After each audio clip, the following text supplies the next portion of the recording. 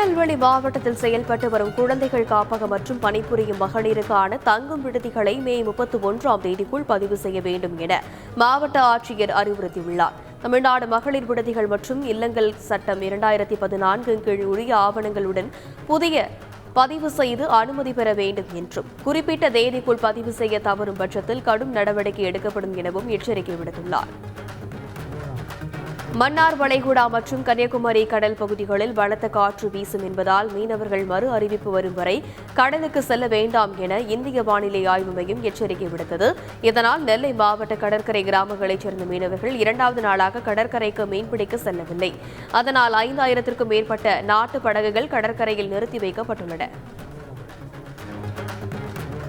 நாகப்பட்டினம் அருகே கோட்டூரில் குளத்தில் தவறி விழுந்த 2 குழந்தைகள் உயிரிழந்த சம்பவம் சோகத்தை ஏற்படுத்தியுள்ளது. கோட்டூரைச் சேர்ந்த ரஃபீக் ரம்ஜான் பேகம் தம்பதியின் மகன் ராசித்தும் அதே பகுதியைச் சேர்ந்த நவ்சாத் அலி நஜீலா பேகம் தம்பதியின் மகன் முகமது நபீஷும் நேற்று மாலையில் சைக்கிள் ஓட்டி விளையாடியுள்ளனர். அப்போது யாரும் இல்லாத நேரத்தில் அருகில் உள்ள அய்யனார் குளத்தில் இறங்கியதாக கூறப்படுகிறது. குளக்கரையில் சைக்கிள் மட்டும் இருப்பதை கண்டு சந்தேகமடைந்து தேடிய போது நீரில் மூழ்கி மயங்கிய நிலையில் இருந்த 2 குழந்தைகளையும் மீட்டு மருத்துவமனைக்கு கொண்டு சென்றுள்ளனர். அங்கு குழந்தைகளை பரிசோதித்த மருத்துவர்கள் ஏற்கனவே இறந்துவிட்டதாக கூறியுள்ளனர். செஞ்சி அடுத்த மேல்மலையனூர் அங்காள பரமேஸ்வரி கோவிலில் சித்திரை மாதத்தில் 85,22,000 ரூபாய் ரொக்கமும் 370 கிராம் தங்கம் 3.6 கிலோ வெள்ளி ஆகியவை உண்டியல் காணிக்கையாக பக்தர்கள் செலுத்தியுள்ளதாக கோவில் நிர்வாகம் தெரிவித்துள்ளது. திண்டுக்கல் மாவட்டம் வேடச்சந்தூர் அருகே குடியிருப்பு பகுதியில் நிறுத்தி வைக்கப்பட்டிருந்த இருசக்கர வாகனத்தை அசால்ட்டாக திருடி செல்லும் இளைஞரின் சிசிடிவி காட்சி வெளியாகியுள்ளது. ஆத்துமேடு வஉசி நகரில் வாடகை வீட்டில் வசித்து வருபவர் காளிதாஸ். இவர் ஜேசிபி ஆபரேட்டராக பணியாற்றி வருகிறார்.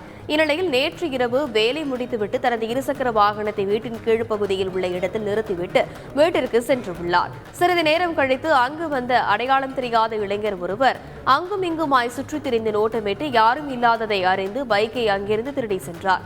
புகாரின் அடிப்படையில் சிசிடிவி காட்சியை வைத்து வேடச்சந்தர் போலீசார் அந்த இளைஞரை தேடி வருகின்றனர்.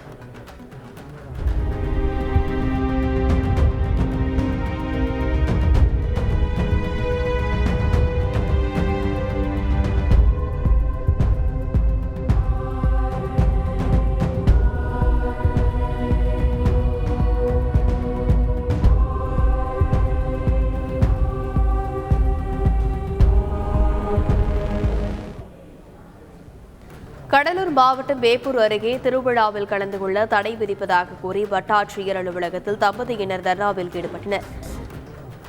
ஏந்தல் கிராமத்தைச் சேர்ந்த பழனிவேலுக்கும் ஊராட்சி மன்ற தலைவர் நாராயணசுவாமி என்பவருக்கும் முன்விரோதம் உள்ளதாக கூறப்படுகிறது.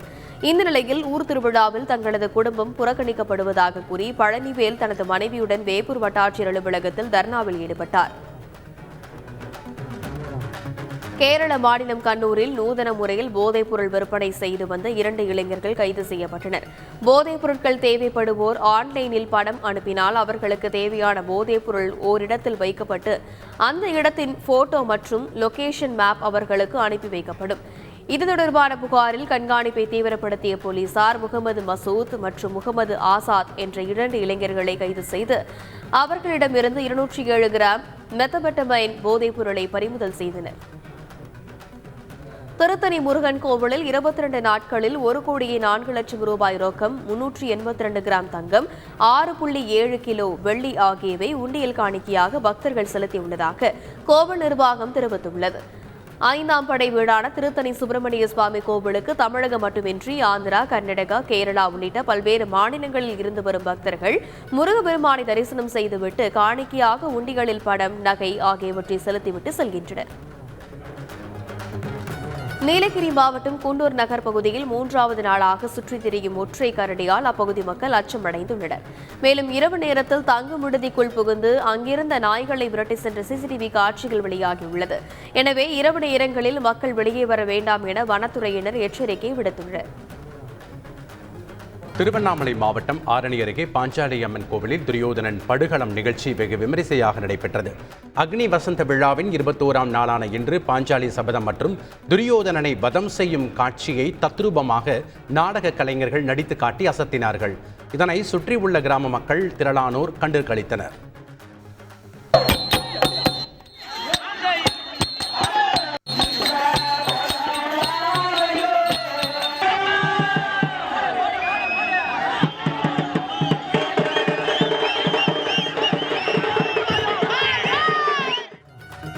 சென்னை ராஜீவ்காந்தி அரசு மருத்துவமனையில் அடிக்கடி மின்தடை ஏற்படுவதாக குற்றச்சாட்டு எழுந்துள்ளது. இன்று காலை முதல் மின்சாரம் அடிக்கடி தடைபடுவதாகவும் மருத்துவமனை வளாகம் இருளுடன் காணப்படுவதாகவும் நோயாளிகள் மற்றும் அவர்களின் உறவினர்கள் புகார் தெரிவித்தனர். இதற்கு அதிகாரிகள் தரப்பிலிருந்து மின் தட்டுப்பாடு இல்லை எனவும் யானைக்கவுனி பகுதியில் ஏற்பட்ட மின் அழுத்தம் காரணமாக இந்த பிரச்சனை ஏற்பட்டதாகவும் தகவல் தெரிவித்துள்ளனர். சிவகங்கை அரசு மருத்துவக் கல்லூரி மருத்துவமனையின் எக்கோ பரிசோதனை மையத்தில் நிரந்தர மருத்துவர் இல்லாததால் வாரத்தில் 3 நாட்கள் மட்டுமே எக்கோ பரிசோதனை செய்யப்படும் நிலையில் நோயாளிகள் அவதியடைந்துள்ளனர். நோயாளிகள் நீண்ட வரிசையில் காத்திருக்கும் அவலநிலை ஏற்பட்டுள்ளது. மருத்துவமனையானது துவங்கப்பட்டு 10 வருடங்களை கடந்த நிலையிலும் இன்னும் மருத்துவர்கள் மற்றும் மருத்துவ உபகரணங்கள் உட்பட உரிய வசதிகள் இல்லை என்று கூறப்படுகிறது. எனவே அரசு முறையான நடவடிக்கை எடுக்க வேண்டும் என்று அப்பகுதி மக்கள் மற்றும் நோயாளிகள் கோரிக்கை விடுத்துள்ளனர். சேலம் மாவட்டம் ஓமலூர் அருகே தேர்தல் நடத்தை விதிமுறைகளை மீறி கள் விற்பனை செய்வதாக புகார் எழுந்தது. இதனையடுத்து கலப்பட கல் விற்பனை செய்ததாக கூறி 6 பேரை போலீசார் கைது செய்தனர். பின்பு அவர்களை ஜாமீனில் விடுவித்த போலீசார் கள் இறக்கினாலோ விற்பனை செய்தாலோ கடுமையான நடவடிக்கை எடுக்கப்படும் என எச்சரிக்கை விடுத்தனர். கேரள மாநிலம் எர்ணாகுளம் அருகே கடைக்குள் நுழைந்து இளைஞரை பல முறை குத்தி கொலை செய்த வழக்கில் அவரது பக்கத்து வீட்டுக்காரர் கைது செய்யப்பட்டார். மூலங்குழி பகுதியைச் சேர்ந்த பெனாய் ஸ்டான்லிக்கும் அவரது பக்கத்து வீட்டைச் சேர்ந்த ஆலனுக்கும் இடையே முன்விரோதம் இருந்து வந்ததாக கூறப்படுகிறது. இந்நிலையில் தோப்பம்பாடியில் பெனாய் வேலை பார்த்து வந்த நிலையில் அந்த கடையில் ஆலன் அவருடன் தகராறில் ஈடுபட்டு மறைத்து வைத்திருந்த கத்தியை எடுத்து பல முறை பெனாயை குத்தி கொலை செய்துவிட்டு தப்பிச் சென்றார்.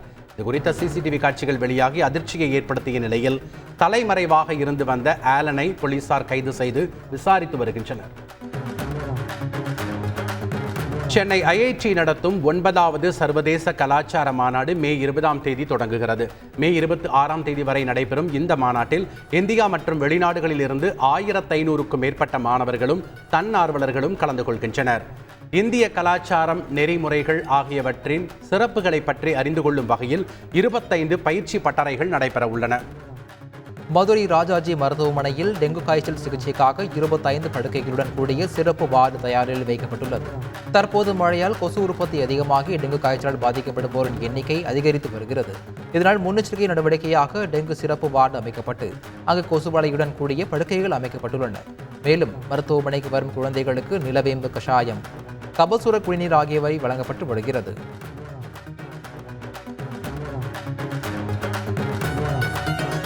சத்தியமங்கலம் அருகே மது போதையில் சிசிடிவி கேமராவை கல்லால் உடைத்த நபரால் பரபரப்பு ஏற்பட்டது. கெம்பநாயக்கன்பாளையம் ராமர் கோவில் வீதியில் குற்ற சம்பவங்களை தடுக்கும் வகையில் அப்பகுதி மக்கள் சார்பில் சிசிடிவி கேமராக்கள் பொருத்தப்பட்டுள்ளது. இந்த நிலையில் மது போதையில் அவ்வழியே வந்த நபர் ஒருவர் சிசிடிவி கேமராவை கல்வீசி உடைத்தார். தடுக்க வந்த நபரையும் தாக்கியதால் அவர்களுக்குள் கைகலப்பு ஏற்பட்டது.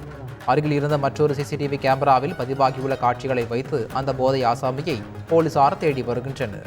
கேரள மாநிலம் பாலக்காடு அருகே பாட்டிலில் பெட்ரோல் தர மறுத்த பங்க் ஊழியர்கள் மீது தாக்குதல் நடத்திய இளைஞர்களை சிசிடிவி காட்சிகளின் அடிப்படையில் போலீசார் தேடி வருகின்றனர்.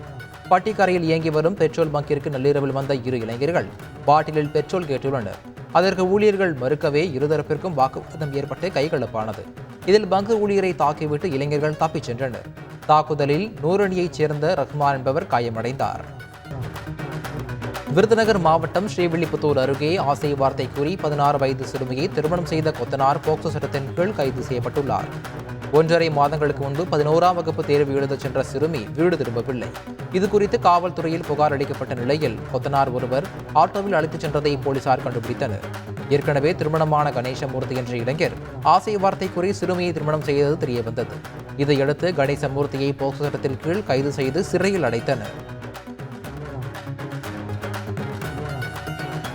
விருதுநகர் மாவட்டம் காரியாபட்டி அருகே வீட்டின் மேற்கூரை இடிந்து விழுந்ததில் 4 சிறுவர்கள் உட்பட 6 பேர் காயமடைந்தனர்.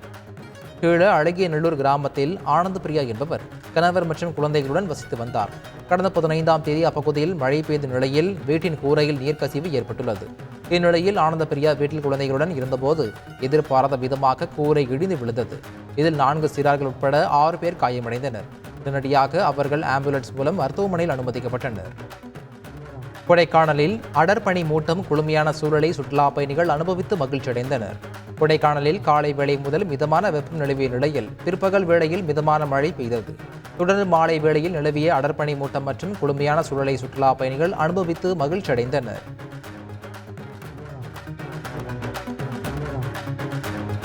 நீலகிரி மாவட்டத்தில் கனமழை எச்சரிக்கை விடுக்கப்பட்டுள்ள நிலையில் திடீரென மூடுபனி நிலவியது. கூடலூரில் இருந்து உதகை செல்லும் மலைப்பாதை மற்றும் கூடலூரில் இருந்து தேவாலா, பந்தலூர் செல்லும் மலைப்பாதைகளில் லேசான மழையுடன் சேர்ந்து கடுமையான மேகமூட்டம் நிலவியது. இதனால் மலைப்பாதையில் வாகனத்தை இயக்குவதில் வாகன ஓட்டிகள் சிரமப்பட்டனர். பட்டுக்கோட்டையில் தாத்தாவுக்கு திதி கொடுக்க சென்ற பெண் கடலுக்குள் தவறி விழுந்து உயிரிழந்தது சோகத்தை ஏற்படுத்தியுள்ளது. களத்தூர் கிழக்கு பகுதியைச் சேர்ந்த வடிவு என்பவர் தனது தாத்தாவுக்கு திதி கொடுப்பதற்காக சேதுபாவசத்திரம் அருகே உள்ள மனோரா கடற்கரைக்கு சென்றிருந்தார். கடலில் மூழ்கி எழுந்தபோது உறவினர்கள் கண் முன்னே நீரில் மூழ்கி உயிரிழந்தது அதிர்ச்சியை ஏற்படுத்தியது. அரியலூர் மாவட்டம் ஜெயங்கொண்டம் அருகே வேலாயுத நகர் பகுதியில் உள்ள கழிவுநீர் வாய்க்காலில் பசுமாடு ஒன்று தவறி விழுந்து உயிருக்கு போராடியது. இதுகுறித்து தகவலறிந்த தீயணைப்புத் துறையினர் சம்பவ இடத்திற்கு விரைந்து நீண்ட போராட்டத்திற்கு பிறகு கயிறு மூலம் கட்டி பத்திரமாக பசுமாட்டை மீட்டு உரிமையாளரிடம் ஒப்படைத்தனர்.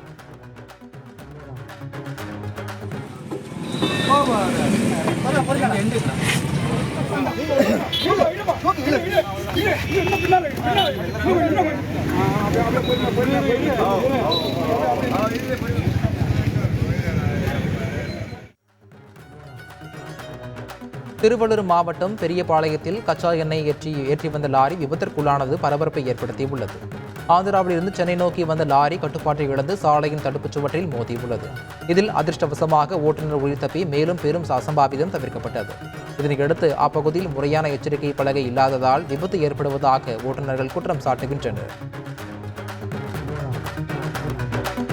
தூத்துக்குடி மாவட்டம் ஆழ்வார் திருநகரி அருகே பழனிக்குமார் என்பவரின் இருசக்கர வாகனத்தை நள்ளிரவில் மர்ம நபர்கள் திருடிச் சென்றனர். இதுகுறித்த புகாரின் பேரில் போலீசார் சிசிடிவி காட்சிகளை ஆய்வு செய்து இருசக்கர வாகனத்தை திருடிச் சென்ற மர்ம நபர்களை தீவிரமாக தேடி வருகின்றனர். கன்னியாகுமரி மாவட்டம் புலியூர்குறிச்சி பகுதியில் திருமணத்திற்கு வரன் பார்த்து வந்த நிலையில் இளைஞர் ஒருவர் சாலை விபத்தில் பலியாகியுள்ளார். களியங்காடு பகுதியைச் சேர்ந்த சத்தியமூர்த்தி இருசக்கர வாகனத்தில் நாகர்கோவில் நோக்கி சென்று கொண்டிருந்தார். புலியூர்குறிச்சி பகுதியில் அரசு பேருந்தை முந்த முயன்ற போது எதிரே வந்த மினி பஸ் மோதி பரிதாபமாக உயிரிழந்தார். சிறு வயதிலேயே தாய் தந்தையை இழந்த சத்தியமூர்த்திக்கு அவரது உறவினர்கள் வரன் பார்த்து வந்த நிலையில் இந்த சோக சம்பவம் நிகழ்ந்துள்ளது. கிரிவல பாதையில் இருசக்கர வாகனத்தை திருடிக்கொண்டு தப்பித்த பெண் உள்ளிட்ட 3 பொதுமக்கள் மடக்கி பிடித்தனர்.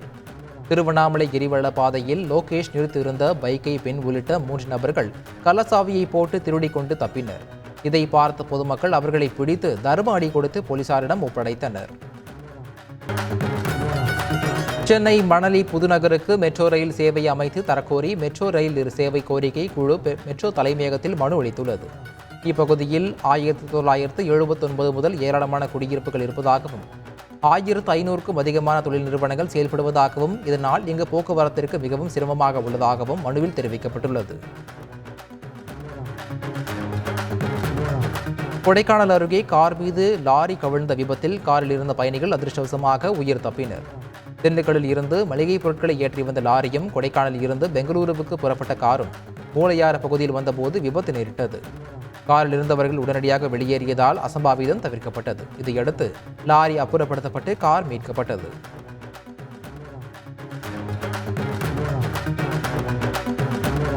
சீர்காழி அருகே 2 சிறுவர்களை தெருநாய் கடித்ததால் பொதுமக்கள் அதிர்ச்சியடைந்தனர். மயிலாடுதுறை மாவட்டம் சீர்காழி அருகே மங்கைமடம் பகுதியைச் சேர்ந்த 8 வயது சிறுவன் தர்ஷனை அப்பகுதி தெருநாய் கடித்தது. அதே நாய் மற்றொரு சிறுவன் தர்ஷாந்த் என்ற 4 வயது சிறுவனையும் கடித்ததால் பொதுமக்கள் அதிர்ச்சியடைந்தனர். நாய்களை கட்டுப்படுத்த மாவட்ட நிர்வாகம் நடவடிக்கை எடுக்க வேண்டும் என பொதுமக்கள் கோரிக்கை விடுத்துள்ளனர். நடிகர் சந்தானம் நடித்து இங்க நான் தான் கிங்கு திரைப்படம் புதுச்சேரியில் உள்ள திரையரங்கு ஒன்றில் வெளியானது. இதையொட்டி சந்தானம் ரசிகர் மன்றம் சார்பில் அவரது கட் அவுட்டிற்கு சந்தன அபிஷேகம் செய்யப்பட்டது. முதல் காட்சி படம் பார்க்க வந்த பெண்களுக்கு இலவச டிக்கெட் மற்றும் பலாப்பழம் பரிசாக வழங்கப்பட்டது.